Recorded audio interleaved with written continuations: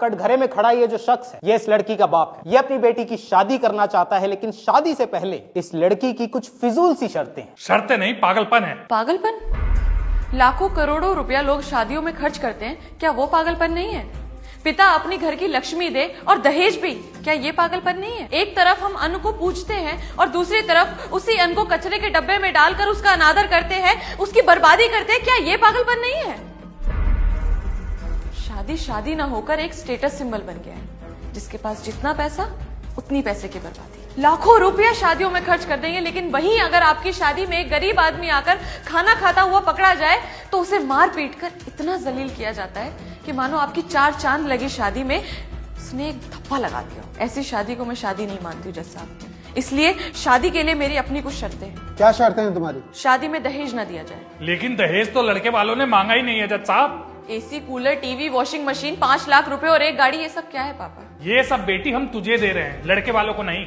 ये आप इसीलिए कह रहे हैं ताकि समाज आपको ये ताने ना दे कि आपने खाली हाथ अपनी बेटी ससुराल भेज दी। और क्या शर्तें हैं तुम्हारी? शादी के कार्ड ना छपवाए जाएं। तो लोगों को शादी में कैसे बुलाया जाएगा? केवल घर परिवार के लोग ही शामिल हो और उनके लिए कार्ड छपवाने की कोई जरूरत नहीं है। उनको न्योते और भी तरीकों से भेजे जा सकते हैं। और क्या शर्तें हैं तुम्हारी? शादी किसी बैंक्वेट हॉल में ना कराई जाए, किसी मंदिर या साधारण से आश्रम में हो। इसकी कोई खास वजह? वजह सीधी है जज साहब। बैंक्वेट हॉल में डीजे होता है, वहां पर लोग नाचते हैं, गाते हैं, शराब पीते हैं और लड़ाई झगड़े करते हैं। मंदिर में ये सब नहीं होता। वहां डीजे का शोर नहीं होता, वहां घंटियों की मधुर ध्वनि होती है। वहां पर शराब नहीं होती, वहां प्रसाद होता है। लड़ाई झगड़े नहीं होते, आस्था होती है। और अगर आप मेरी इन बातों से सहमत हैं तो मैं अपनी आगे की शर्तें आपको बताना चाहूंगी। बताओ। खाना बिल्कुल साधारण हो और गरीबों को भी खिलाया जाए।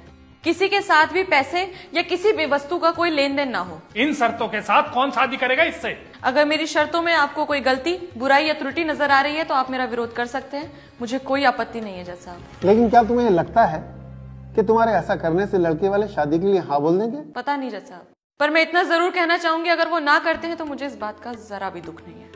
इन शर्तों पे कोई शादी नहीं करेगा तुझसे, फिर क्या करेगी? जिन लड़कियों की शादी नहीं होती, क्या वो कुछ नहीं कर सकती हैं पापा? आपको तो मुझ पे गर्व होना चाहिए कि मैं समाज के उस बदलाव के बारे में बात कर रही हूँ जिससे दहेज, घरेलू हिंसा, आर्थिक समस्याएं जो शादी में रुकावट पैदा करती हैं, उनको जड़ से खत्म किया जा सके। ये सामाजिक संतुलन की एक सीढ़ी है जज साहब। और मैं कोर्ट से ये अपील करना चाहूंगी कि शादी के लिए कुछ ऐसे नियम, कुछ ऐसे कानून बनाए जाएं जिससे समाज की ये कुरीतियां खत्म हो। पहले भी लोगों ने सामाजिक व्यवस्था को बदलने के प्रयास किए हैं और उन्हें पागल घोषित कर दिया गया, पर आज उन्हीं प्रयासों को, उन्हीं बदलावों को सही ठहराया गया है। शायद हो सकता है मैं भी